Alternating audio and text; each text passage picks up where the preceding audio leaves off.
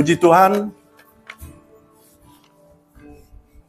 kita melihat bahwa perlindungan Tuhan nyata atas kehidupan Pak Samuel dan istrinya. Semua dalam kendali Tuhan, semua dalam perlindungan Tuhan. Saya juga, tadi ini minggu kemarin Pak Akong kan bilang, ini apa, aliran ingus ya?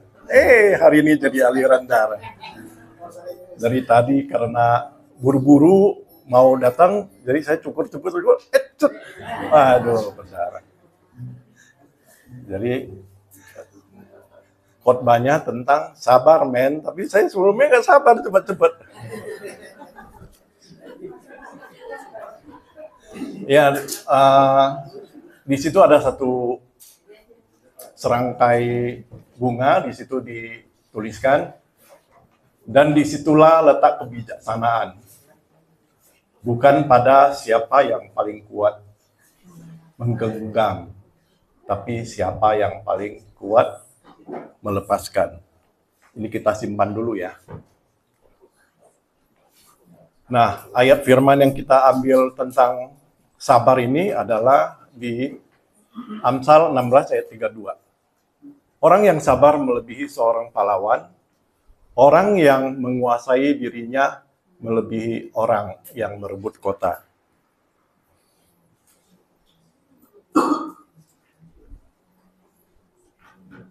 Nah, ini kira-kira apa ini?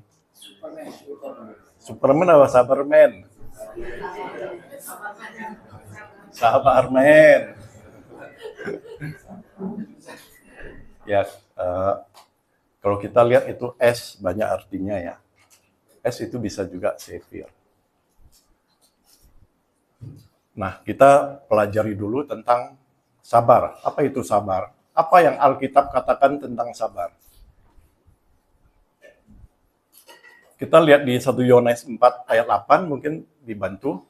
Allah adalah kasih. Ya, kalau kita baca di 1 Yohanes 4 ayat 8, mungkin bisa dimunculkan dulu.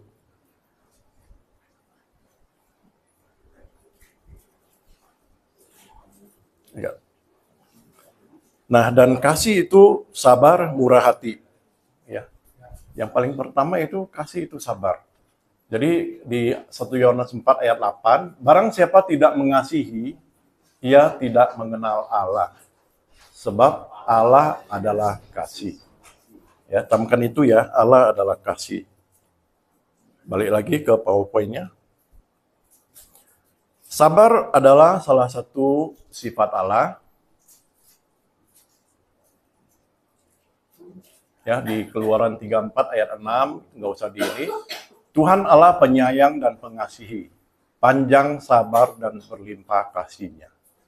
Tuhan itu panjang sabar. Terus tentang buah roh di Galatia 5 ayat 22 sampai 23, sabar itu adalah salah satu buah roh. Kalau kita ada buah roh, ya, tetapi buah roh ialah kasih, sukacita, damai sejahtera, kesabaran, kemurahan, kebaikan, kesetiaan, lemah lembut, dan penguasaan diri. Tentang sukacita, minggu kemarin sudah dibahas tuntas sama Pak Pastor Hengkong. Ya, saya lanjutkan dengan kesabaran. Nah, terus apa kata dunia tentang sabar? Kalau menurut Kamus Besar Bahasa Indonesia, sabar itu artinya tahan menghadapi cobaan atau penderitaan, alias tabah. Terus sabar itu tenang, tidak terburu nafsu dan bisa menahan diri. Percaya akan suatu kepastian. Tuhan mau kita sabar ya, sebagai anak-anak Tuhan. Tuhan mau kita semua anaknya mempunyai kasih, mempunyai kesabaran sama seperti Dia. Tadi kita lihat ya, gennya Allah itu adalah kasih. Nah, di Efesus 4 ayat 2, hendaklah kamu selalu rendah hati, lemah lembut, dan sabar. Tunjuklah kasihmu dalam hal saling membantu. Kita dengan bersikap sabar aja bisa membantu. Ya. Kita baca lagi selanjutnya di Efesus 4 ayat 31, Segala kepahitan, kegeraman, kemarahan, pertikaian, dan fitnah hendaklah dibuang dari antara kamu. Demikian pula segala kejahatan. Itu semuanya adalah kejahatan. Kemarahan itu adalah kejahatan. Tetapi kamu hendaklah ramah seorang terhadap yang lain. Penuh kasih mesra dan saling mengampuni, sebagaimana Allah di dalam Kristus telah mengampuni kamu. Kita lihat satu ilustrasi ya. Suami istri pada pagi hari sarapan. Sarapannya kacang merah. Karena si suami sambil baca koran tidak hati-hati, nyenggol gelas, jatuh, pecah. Akhirnya gara-gara kacang merah dan baca koran itu jatuh, akhirnya terjadi marah-marah. Istri marahin suaminya. Ya, marah-marah ya. Suaminya karena merasa ya cuma ini bersihkan aja. Tapi karena dari satu sikap marah-marah itu, akhirnya bisa merembet kemana-mana. Akhirnya setelah marah-marah bertengkar, di situ ada kan pertikaian. Akhirnya suami berangkat ke kantor, karena suasana hati marah-marah, akhirnya nyenggol motor.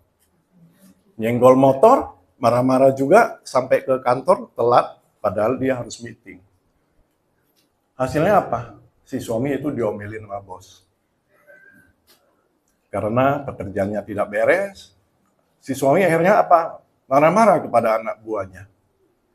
Marah-marah kepada anak buahnya, pulang ke rumah, karena suasana hati sudah bete, semuanya sudah marah-marah, akhirnya marah-marah kepada anak. Kita lihat itu suatu hal yang bisa kita cegah nggak? Kalau kita putar balik, pada waktu istri marah-marah, ya udah, diam aja, tarik napas, hitung 1, 2, 3, 4, 5, 6, 7, lepaskan, udah, jangan memulai perbantahan. Kalau dia bisa menguasai diri, tidak marah-marah, dia bisa nabrak nggak? Enggak. Sampai kantor telat nggak? Tidak. Jadi semuanya adalah respon dari kita. Ya, kita berkuasa untuk menguasai diri sendiri. Itu salah satu ilustrasi ya. Kalau di versi bahasa Indonesia masa kini, sebaliknya hendaklah kalian baik hati dan berbelas kasihan seorang terhadap yang lain dan saling mengampuni, sama seperti Allah sudah mengampuni kalian melalui Kristus. Ya, memang belas kasihan itu juga salah satu sifat Allah ya. Nah, itu belas kasihan itu adalah suatu sikap ya, kita bisa melepaskan kebaikan, melepaskan pengampunan, walaupun kita mempunyai kuasa ya untuk memarahin orang itu. Ya, sama seperti Yesus, sebenarnya dia bisa marah, tapi banyak hal dia tidak melakukan itu. Nah, jadi salah satu pattern kita adalah yaitu kita mesti belajar untuk sabar.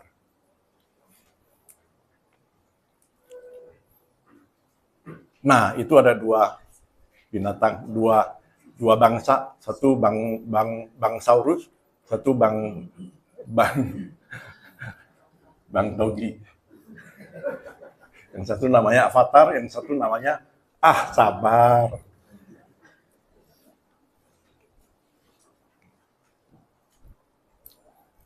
Apa dampak dari tidak sabar? Ya, kalau orang yang tidak sabar, sukanya apa? Suka marah-marah ya. Nah, kita belajar dulu dari biologi, ya bagaimana dampak daripada kalau kita suka marah-marah. Nah, peningkatan detak jantung dan tekanan darah yang bisa meningkatkan risiko penyakit jantung atau stroke. Saya kemarin baru operasi pasang pembuluh jantung. Suka marah-marah? Enggak juga. Itu bukan gara marah-marah, itu karena rakus. suka makan cukyo, ya, makan bakmi, babi, itu tidak bisa menahan diri seperti tadi kan, makan terus. Ya, kita harus bisa menahan diri. Jadi bukan karena marah-marah saya pasang balon, ya, tapi itu juga satu uh, karya Tuhan juga ya, kita bahwa segala sesuatu itu terjadi pasti ada kebaikannya. Dan pada waktu saya menjalani operasi, ya kita mengucap syukur aja lah, ya, dan semuanya juga jadi baik. Nah, terus hal kedua, mengakibatkan gangguan pencernaan. Siapa sini yang suka asam lambung? Siapa sini yang suka GERD? Nah, coba cek. Kenapa bisa begitu? Apakah suka marah-marah? Terus hal ketiga, kalau kita suka marah-marah, itu sebenarnya menurunkan sistem kekebalan tubuh. Ya, jadi kalau mau tetap sehat, ya, jangan suka marah-marah. Terus keempat, kemarahan yang berlebihan meningkatkan hormon stres, bahkan dapat memicu depresi dan bisa berakibat sakit kepala, gangguan tidur, dan masalah kulit. Itu adalah semua efek-efek daripada suka marah-marah. Yang paling fatal adalah ini. Yang kelima, merusak hubungan relasi dengan orang yang dimarahi dan orang-orang sekitarnya. Kalau kita marahin orang, rusak nggak hubungannya? Saya marah-marah sama Pak Akong lah. Hubungan saya dengan Pak Akong rusak nggak? Orang-orang yang sekitarnya rusak nggak? Saya bisa dikeroyok sama anaknya 5 orang.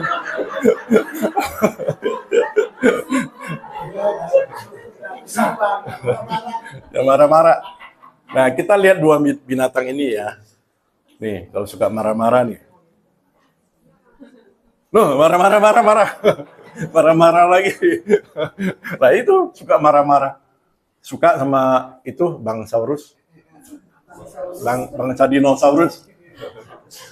Nah, kalau kita tidak mau marah-marah, kita ambil sikap yang ramah-ramah aja.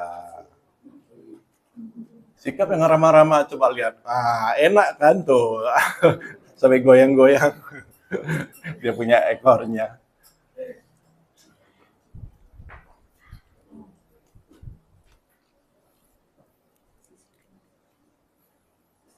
Nah, kalau kita lihat tentang marah-marah, tentang kesabaran, kira-kira siapa tokoh yang paling sabar dalam perjanjian lama? Ayo, siapa? Maaf ya, sambilan minum ya. Yusuf, ayo. Ini ada 4 orang. Kalau udah pernah nonton Fantastic Four kan? Ada kan? Ada tiga cowok, 1 cewek.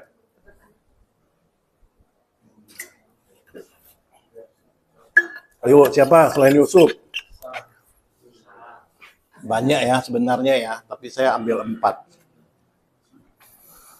Yang paling sabar di dalam perjanjian lama adalah siapa? Oke. Nggak mau dia. Ayub sabar dalam penderitaan. Ya, kehilangan harta, anak-anaknya juga hilang. Ditinggal istri lagi karena sakit semuanya. Ya, padahal Ayub itu siapa? Ayub itu adalah seorang yang sangat jujur, saleh, ya, yang taat kepada Tuhan. Dan dia adalah orang yang paling kaya pada zamannya. Si Ayub mempunyai apa? Ayub punya 7.000 kambing domba. Ya, punya 500 pasang lembu. Mempunyai 500 pasang keledai betina. Ada 10 anak. Pak, lu belum mengalahkan rekornya Ayub, Pak. Ya. Nah, tapi semuanya hilang. 7.000 ekor dia punya kambing domba itu dirampas sama orang Sheba.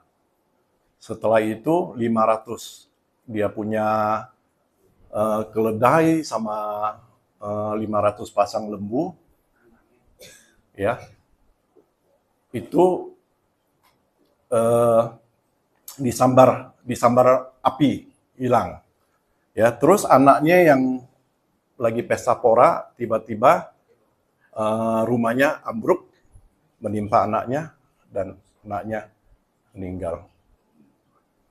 Ya, terus ada dia punya ternak sama dia punya bujangnya yang melihara ternak itu dirampas sama orang Kasdim. Hilang semua harta. Setelah itu apa?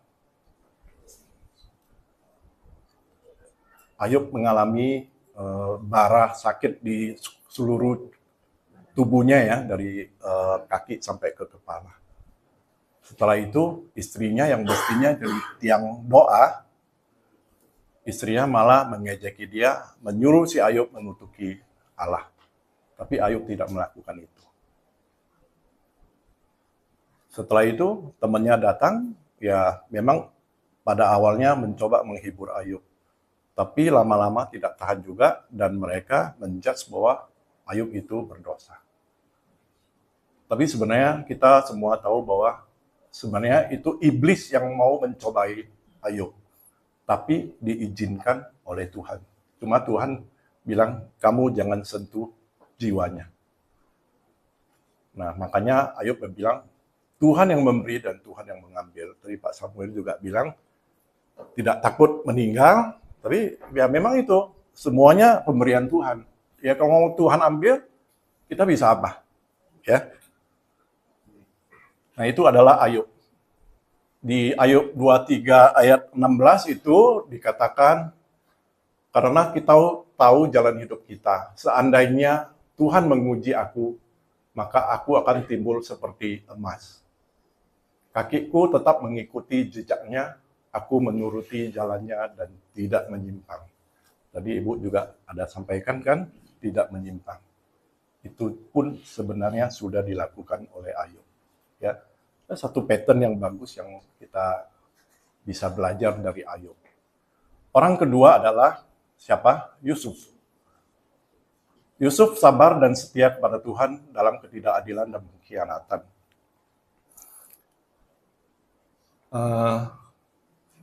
Saudara-saudaranya Yusuf, mereka iri kepada Yusuf. Karena Yusuf adalah anak yang paling disayangi oleh bapaknya, Yakub, yang kemudian dipanggil dengan Israel. Karena saudara-saudaranya iri, mereka merencanakan sesuatu yang jahat terhadap Yusuf. Seringkali di dalam kehidupan kita saat ini juga, seringkali kita bisa mempunyai iri hati. Ya, kita iri melihat saudara yang lebih maju, kita iri melihat teman yang lebih maju.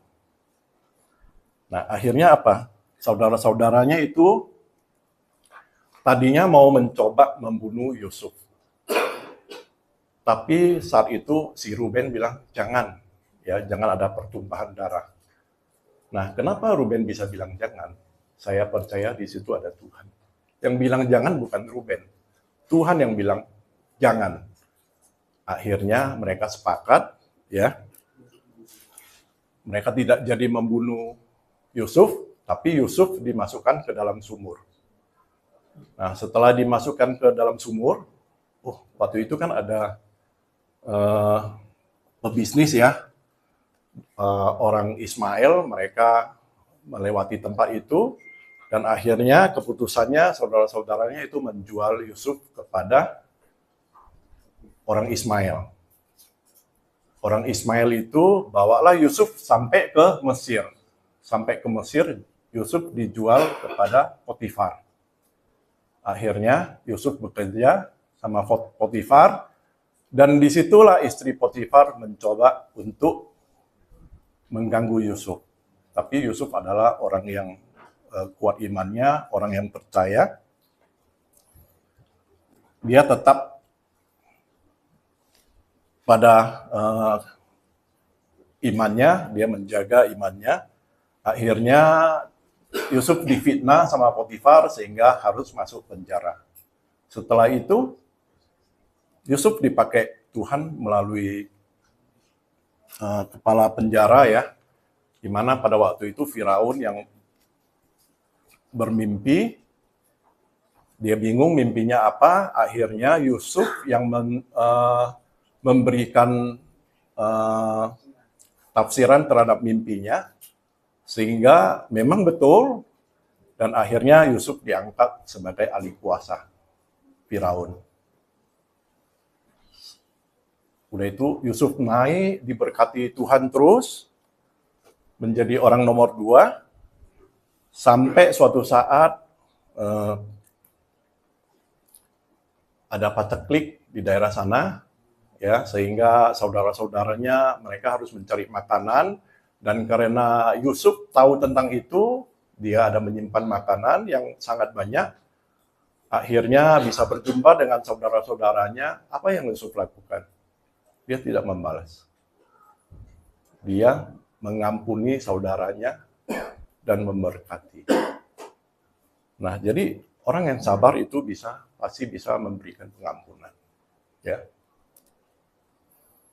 Di Kejadian 50 ayat 20, Yusuf berkata, "Memang kamu telah mereka-rekakan yang jahat terhadap aku, tapi Allah telah mereka-rekakannya untuk kebaikan, dengan maksud melakukan seperti yang terjadi sekarang ini, yakni memelihara hidup suatu bangsa yang besar."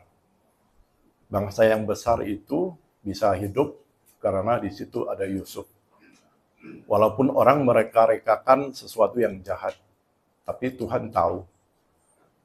Ya, mungkin di dalam kehidupan kita, ya, kita banyak menemui orang yang mereka-rekakan sesuatu yang jahat terhadap kita, tapi siapa yang bela? Ada Tuhan yang bela.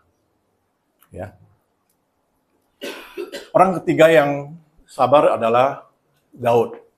Ya, Daud juga adalah orang yang sabar.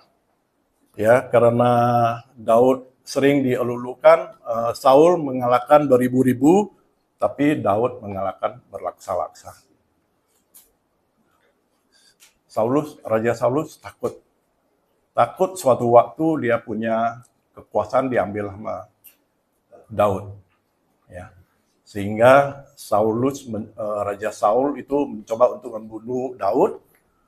Akhirnya Daud melarikan ke gua, tapi dikejar terus. Nah, pada saat di gua itu sebenarnya Daud itu berkesempatan untuk membunuh Raja Saul. Dan kalau memang waktu itu Daud membunuh Raja Saul, pasti Daud langsung jadi raja. Karena memang dia udah diurapi 13 tahun untuk menjadi raja.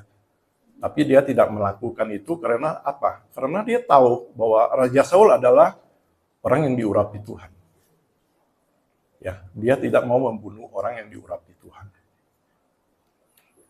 Akhirnya setelah dia tidak membunuh, dia hanya memotong jubahnya Saul pada waktu tidur. Besoknya pada waktu ketemu Raja Saul, dia kasih jubahnya kepada Raja Saul. Dan di situ Raja Saul mengerti bahwa sebenarnya kalau dia mau dibunuh, dia sudah mati. Ya, tapi Raja Daud tidak melakukan hal itu, dan dia tetap menantikan janji Tuhan. Kita juga sering menantikan apa yang kita mau.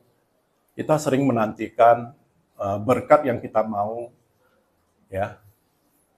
Tapi seringkali kita lupa untuk menantikan janji Tuhan. Kita terlalu memaksa. Di Mazmur 42, Daud adalah seorang yang sangat suka mengucap syukur, ya. Nah, di situ disebutkan bahwa mengapa engkau tertekan hai jiwaku dan gelisah di dalam diriku. Berharaplah kepada Allah, sebab aku akan bersyukur lagi kepadanya, penolongku dan Allahku. Daud juga adalah seorang yang sabar, ya, menantikan janji Tuhan, selalu berharap kepada Allah. Nah, yang keempat ini kan udah 3 pria ya. Ini keempat adalah satu perempuan. Siapa? Hana. Hana adalah orang yang sabar dan terus berdoa. Walaupun dia sering dihina, ya. Hana, Elkana mempunyai 2 istri, yang satu namanya Hana, satu namanya Penina. Penina mempunyai anak laki-laki dan anak perempuan, sedangkan Hana tidak. Padahal Hana minta kepada Tuhan untuk mempunyai anak. Tapi belum dikabulkan, sehingga setiap kali mereka beribadah tahunan di bait Tuhan di Silo, si Penina sering menghina, berkata-kata yang tidak baik kepada Hana. Sedih nggak Hana? Sedih. Sangat sedih. Sampai dia menangis, dan sampai dia tidak mau makan. Ya mungkin kita juga bisa mengalami hal yang sama, ya. Pada waktu kita dihina, kita dikata-katakan, ya, difitnah, kita sedih. Tapi kepada siapa kita mengadu? Kepada siapa si Hana mengadu? Hanya kepada Tuhan. Ya, sehingga pada waktu itu dia karena sedih, ya, dia terus berdoa, mulutnya komat kamit, tidak mengeluarkan suara. Imam Eli yang melihat dari jauh pikir apa? Ini orang mabuk. Ya, sehingga apa? Dia kirain mabuk. Nah, disitulah si Hana bilang kepada Eli, janganlah anggap hambamu ini seorang perempuan yang dursila, yang suka mabuk. Ya, dia itu karena besarnya cemas dan sakit hati, ya, aku berdoa demikian lama kepada Tuhan. Setelah Eli mengetahui, Eli bilang, pergilah dengan selamat dan Allah Israel akan memberikan kepadamu apa yang engkau minta daripadanya. Akhirnya apa? Dikabulkan nggak permintaan Hana? Dikabulkan. Lahirlah seorang imam yang luar biasa. Yaitu siapa? Samuel. Tidak salah hari ini Pak Samuel bersaksi. Ya, bukan suatu kebetulan, ya. Nah, itu Samuel bisa hadir karena ada satu ibu yang berdoa. Nah, ini tokoh-tokoh 4 penyabar dalam Perjanjian Lama. Kita bisa banyak belajar dari tokoh ini, ya. Saya percaya ada juga tokoh dalam Perjanjian Baru. Nah, setelah Perjanjian Lama kita masuk ke Perjanjian Baru, ya. Siapa tokoh yang sabar di Perjanjian Baru? Oh, itu pasti. Ya, jadi kalau kita lihat masa-masa yang sukar tidak menentukan,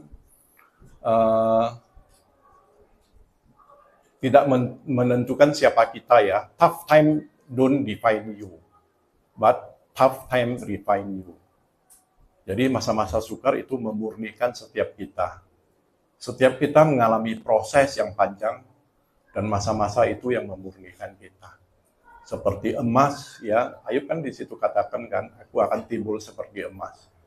Memang emas tidak mengalami pemurnian yang luar biasa panas. 1000 derajat untuk memurnikan emas. Nah, kita masuk ke tokoh paling sabar dalam Perjanjian Baru. Sorry ya, saya masih banyak minum. Sudah lama enggak khotbah, jadi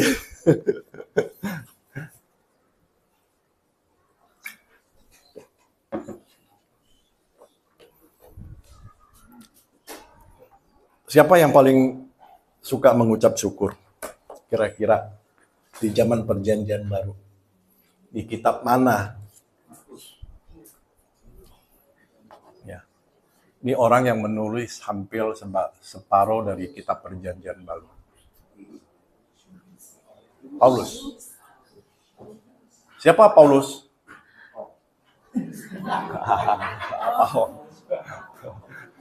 Paulus adalah dulu namanya Saulus, seorang penganiaya, ya, seorang penganiaya jemaat Tuhan. Dia seorang Benyamin, seorang yang sangat kuat, ahli Taurat juga kuat, ya, karena gurunya siapa? Gurunya Gamaliel, ya, seorang yang guru yang luar biasa. Mau berbicara tentang Taurat, saya rasa tidak ada yang bisa menandingi Saulus pada waktu itu. Tapi bagaimana ketika dia dalam perjalanan ke Damsyik mau menganiaya jemaat, disitulah Tuhan berbicara kepada dia. Tiba-tiba ada cahaya mengelilingi dia, terus di situ ada suara, Saulus, Saulus, mengapa engkau menganiaya aku? Setelah itu, dia buta. Nah, disitulah kasih anugerah Tuhan bekerja. Sehingga Saulus yang tadinya Taurat benar, mengalami kemurahan Tuhan, menikmati grace dari Tuhan, dan dia langsung berubah 180 derajat. Ya, Saulus banyak sekali mengalami penderitaan. Ya, kita lihat kalau bisa coba di ini 2 Korintus 11, atau saya baca aja ya.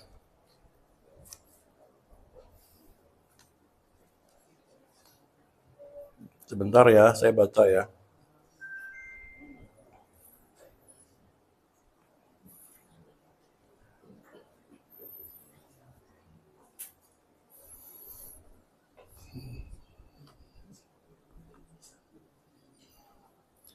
Ini menurut VMD ya. Aku melayani Kristus lebih banyak lagi. Aku sudah bekerja lebih keras daripada mereka. Jelas nggak? Lihat sini aja.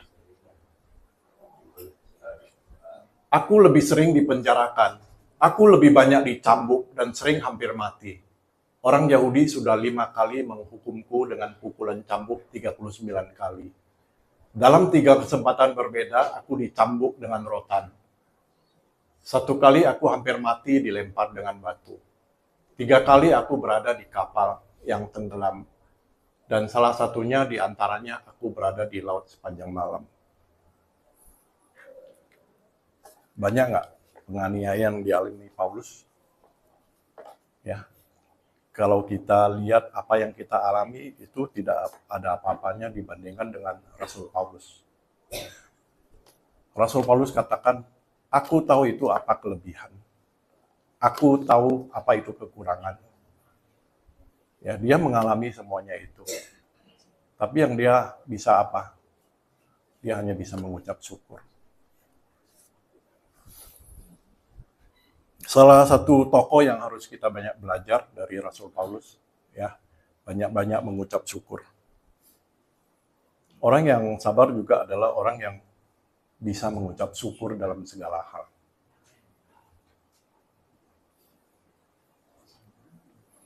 Nah, yang kedua ini udah pastilah. Ya, Yesus sabar, didera, disiksa di atas kayu salib sampai semuanya sempurna, sampai tetelestai. Sekarang saya tanya, kalau Yesus mau melawan pada saat itu bisa nggak? Kekuatan Yesus apa? Ya, kalau kita lihat di Matius 26 ayat 53, Yesus itu mempunyai 12 legiun malaikat yang menyertai dia. Berapa banyak itu 12 legiun? 1 legiun itu ada 6.000. 12 legiun itu ada 72.000 malaikat. Ya. Kalau kita baca di 2 Raja-Raja 19 ayat 35, 1 malaikat itu bisa menghancurkan 185.000 orang. Coba lihat, Yesus mempunyai berapa banyak? 72.000 tentara malaikat. Kalau kali 8 185 habis semua. Bahkan zaman saat ini juga habis. Saat ini penduduk dunia berapa? Baru 8 miliar. Kalau 72.000 tentara malaikat kali seorang bisa membunuh 185, 185.000, 13 miliar yang bisa dihabiskan. Tapi apa yang Yesus lakukan? Dia mempunyai kuasa untuk itu. Ya, tapi dia tidak melakukannya. Karena apa? Dia mau melakukan kehendak Bapa. Dia mengasihi kita semua. Akhirnya dia bersedia mati di atas kayu salib. Sampai semuanya sempurna. Tetelestai.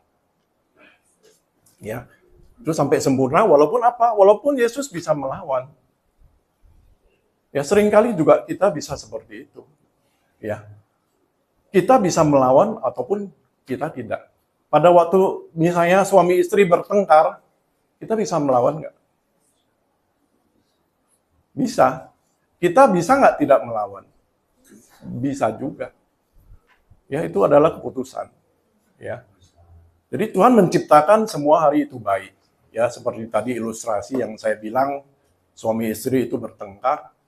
Tuhan menciptakan semua hari itu baik. Yang membuat hari itu tidak baik siapa? Ya kan? Si suami itu kan. Suami itu adalah sebagai imam di dalam keluarga.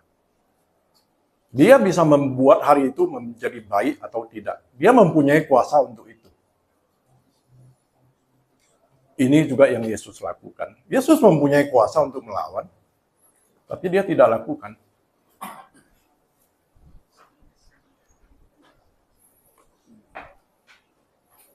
Filipi 2 ayat 6-8, yang walaupun dalam rupa Allah tidak menganggap kesetaraan dengan Allah itu sebagai milik yang harus dipertahankan, melainkan telah mengosongkan dirinya sendiri dan mengambil rupa seorang hamba dan menjadi sama dengan manusia. Dan dalam keadaan sebagai manusia, ia merendahkan dirinya dan taat sampai mati, bahkan sampai mati di atas kayu salib. Tuhan Yesus mati di atas kayu salib untuk siapa? Untuk kita semua. Ya, kita bersedia mati ya? Ya kan?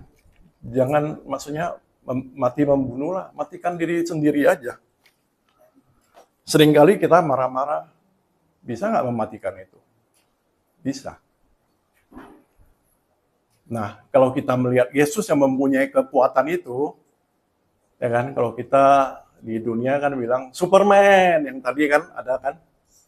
Nah, sekarang who is the real Superman? Who is the real Superman? Siapakah Superman yang sebenarnya? Superman yang begini atau Superman yang begini? Ya, tadi di awal-awal kan ada ya, siapa yang paling kuat menggenggam? Ini paling kuat menggenggam. Tapi bukan siapa yang paling kuat menggenggam, siapa yang paling kuat melepaskan. Nah, itulah pada waktu Tuhan Yesus di atas kayu salib, dia masih bisa melepaskan pengampunan. Mereka tidak tahu apa yang mereka perbuat. Ampunilah mereka.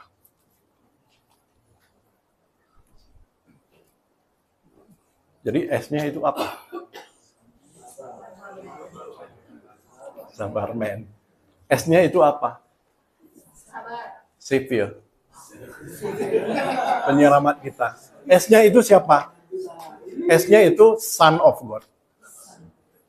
Kita semua adalah anak-anak Allah. Kita semua adalah Son of God. Tuhan Yesus bisa melakukan itu. Apakah kita semua bisa? Pasti bisa. Ya, ingat ya, S, sabar men, Son of God. Nah, kita bisa melakukan itu. Son of God mesti sabar. Karena ya Tuhan Yesus itu sudah sabar.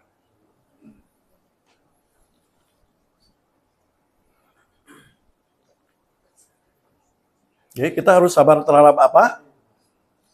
Ayo.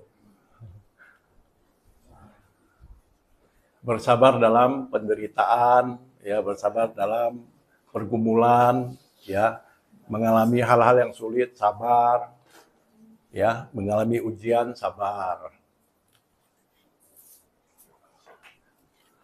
Di Yakobus 5 ayat 11, ayat 7 sampai 11. Karena itu saudara-saudara, bersabarlah sampai kedatangan Tuhan. Jangan kamu bersungut-sungut, saling mempersalahkan supaya kamu jangan dihukum. Turutilah teladan penderitaan dan kesabaran para nabi yang telah berbicara demi nama Tuhan. Tadi orang-orang yang disebutkan di depan itu berbicara demi nama Tuhan nggak? Kita mau berbicara demi nama Tuhan nggak? Sikap hidup kita itu mencerminkan apa kita berbicara tentang Tuhan melalui hidup kita.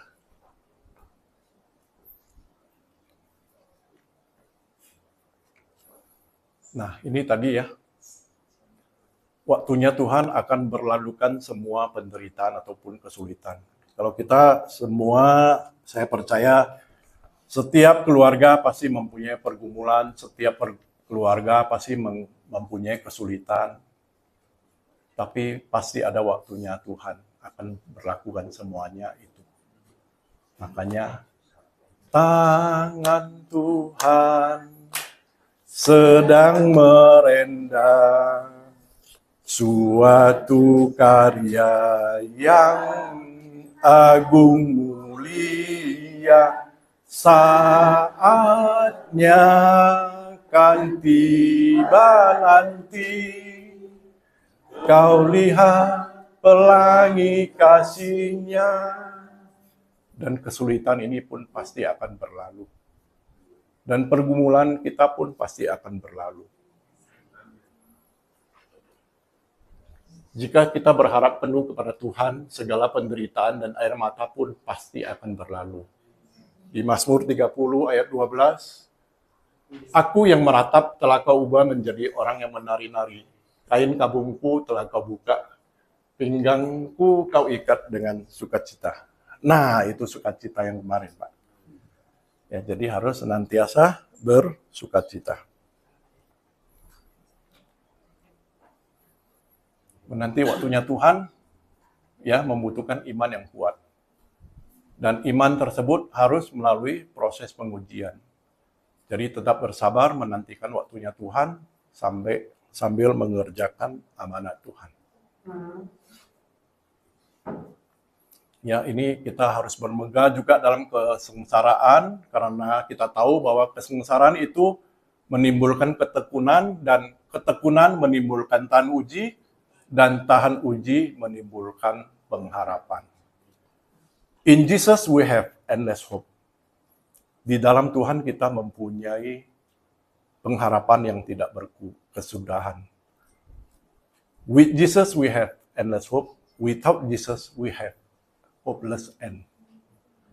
Tanpa Tuhan kita mempunyai pengharapan. Dengan Tuhan kita mempunyai pengharapan yang tidak berkesudahan. Tapi kalau tanpa Yesus, kita tidak mempunyai pengharapan. Ya, without Jesus we have hopeless end. Ya, suatu yang suatu akhir yang tidak mempunyai pengharapan. Ya, berbahagialah orang yang bertahan dalam pencobaan, sebab apabila ia sudah tahan uji, ia akan menerima mahkota kehidupan yang dijanjikan Allah kepada barang siapa yang mengasihi Dia. Kita tahu bahwa end game kita adalah apa? End game kita adalah menerima kehidupan yang dijanjikan Tuhan, menerima mahkota yang dijanjikan Tuhan. Kalau kita percaya bahwa kita menerima mahkota, terus di dalam perjalanan ini naik turun, percaya nggak suatu hari pasti menang? Kita percaya pasti suatu hari pasti menang, ya, walaupun memang ya hidup ada naik turun, tapi seringkali naik turun juga sebenarnya akibat kesalahan kita, ya.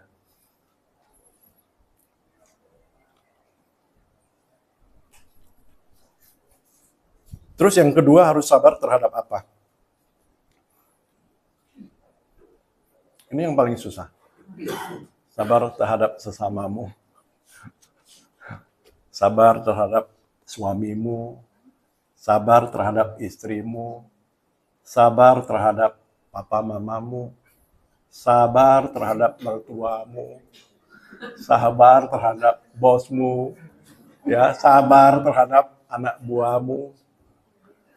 Ya, susah tapi harus apa? Harus sabar.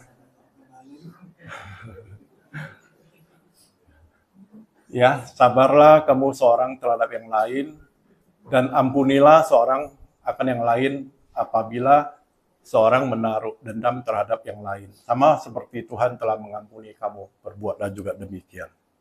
Ya, tadi kan Tuhan Yesus jadi Superman udah mengampuni setiap kita ya. Ya, kita juga mesti seperti itu. Nah, ini ada 3 hal ya. ABS. Asal Bapak senang. Asal Bapak di surga senang. Ya, yang harus kita lakukan ya ampuni. Orang yang sabar bisa mengampuni. Ya, tidak balas dendam. Ya, karena memang pembalasan adalah haknya Tuhan. Roma 12:21, janganlah kamu kalah terhadap kejahatan, tetapi kalahkanlah kejahatan dengan kebaikan. Ya, harus mengampuni. Kalahkan kejahatan dengan kebaikan. Ampuni musuhmu. Gampang nggak? Tidak gampang. Tapi harus dilakukan. Ya, yang kedua yang harus dilakukan adalah bersyukur. Selalu mengucap syukur. Nah, di zaman Tiongkok kuno ada satu cerita namanya Sai Wong Sema. Ini ada namanya Sai Wong ya, bukan Wong Fei Wong ya, ini Sai Wong. Sai Wong Sema itu artinya Sai Wong yang kehilangan kuda. Jadi si Sai Wong ini, dia dikasih satu kuda champion, kuda yang sangat bagus, ya, dikasih orang kepada dia. Oh, senang. Orang bilang, hebat, kudanya kuda champion. Oh, si Sai Wong senang ya, bawa pulang kudanya, bawa pulang, terus besoknya itu kudanya hilang. Ini Sai Wong Sema, ini kuda hilang. Oh, orang bilang, waduh, lu kok sial amat, Sai Wong baru kemarin dikasih, sekarang hilang. Tapi Sai Wong bilang, ya nggak apa-apalah, mengucap syukur aja. Ya udah, dia nggak pusing, dia mengucap syukur. Setelah itu, beberapa hari kemudian, kudanya pulang. Kudanya pulang, bawa 8 kuda liar lainnya. Wih. Rupanya ini ya, ada hoki ya. Kuda hilang ya, bisa bawa 8 kuda, jadi 9 kuda. Karena kudanya hilang, kuda 8 itu kuda liar, akhirnya si anaknya Sai Wong itu melatih kuda itu supaya jadi jinak. Karena kuda liar itu dilatih, pada saat anaknya Sai Wong naik, kudanya jatuh, kakinya patah. Orang bilang, wah, kuda lu balik malu jadi bohoki. Anak kamu patah kakinya. Tapi si Sai Wong bilang, ya nggak apa-apalah, bersyukur aja. Kalau kita anak Tuhan, ya bersyukur aja. Ya, semua itu sudah Tuhan atur. Karena patah kaki harus diobati dan tidak bisa kemana-mana. Tidak lama kemudian ada peraturan mau perang. Semua laki-laki disuruh ikut wajib militer. Mau berperang. Nah, si anak Sai Wong disuruh ikut nggak? Enggak. Bersyukur nggak? Bersyukur kan? Nah, jadi kalau kita bersyukur, ya kita terus percaya bahwa segala sesuatu itu pasti mendatangkan kebajikan. Ya, bagi orang yang mengasihi Tuhan. Itu hanya sekedar intermezzo tentang si Sai Wong Sema. Tapi ini memang cerita zaman Tiongkok kuno benar. Ya, waktu itu. Nah, jadi harus senantiasa bersyukur. Ya, ini yang Rasul Paulus katakan. Mengucap syukurlah dalam segala hal, sebab itulah yang dikehendaki Allah di dalam Kristus bagi kamu. Pada waktu hoki, bersyukur nggak? Oh, bersyukur, puji Tuhan. Pada waktu sedang hoki, bisa bersyukur nggak? Aduh, nggak bisa tidur ya. Ya, tapi kita harus bisa melakukan itu ya. Kalau orang yang sabar harus bisa bersyukur.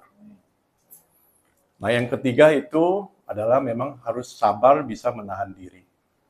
Ya, seperti yang tadi ilustrasi pertama, kalau suaminya balik bisa menahan diri, seharian ke bawahnya hidupnya enak nggak? Enak kan? Nggak ribut sama tukang gojek, nggak ribut sama sesama karyawan, nggak diomelin bos, ya nggak ribut sama anak, semua bisa berjalan dengan baik. Ya, si pemarah membangkitkan pertengkaran, tetapi orang yang sabar memadamkan perbantahan. Jadi salah satunya bagi kita untuk bagaimana tidak bertengkar. Pada waktu istri atau suami ngoceh-ngoceh, tarik napas dalam-dalam, buang, hitung 1, 2, 3, 4, 5, 6, 7. Tarik lagi, ya lakukan 3 sampai 7 kali, ya udah dia nanti di situ juga jadi meredup. Ya. Jadi kita jangan saling berbantah, tapi kita harus memadamkan perbantahan itu. Ya, jadi kalau kita anak Tuhan, kita percaya bahwa Son of God itu adalah pembawa damai. Ya, sedapat-dapatnya kalau hal itu bergantung padamu atau hal itu tergantung padaku, ya. Tetap hiduplah dalam perdamaian dengan semua orang. Jadi logo S apa itu? Son of God mesti sabar, men, ya. Kalian ini semuanya sabar-sabar men yang luar biasa, semua anak-anak Allah yang luar biasa. Nah, kita harus belajar seperti anak kecil. Anak kecil kalau udah ribut-ribut, udah apa? Udah lupa kita ini lagi, enjoy lagi. Ya. Hubungan dibangun oleh kepercayaan, kasih, dan kejujuran. Sangat mudah untuk menghancurkan, namun sulit untuk membangunnya kembali. Jadi kalau misalnya kita marahin orang, kita seperti menancap paku di atas papan. Paku itu bisa dicabut, tapi apa? Ada lubang atau luka yang tertinggal. Ya, kita belajar aja seperti anak. Seringkali kita harus belajar seperti anak-anak kecil. Ya, gampang. Oh, udah ribut, udah besok main lagi. Pernah kan kecil kan? Sama tetangga ribut, udah itu besok main lagi. Ya, itu yang bisa saya sampaikan. Terima kasih.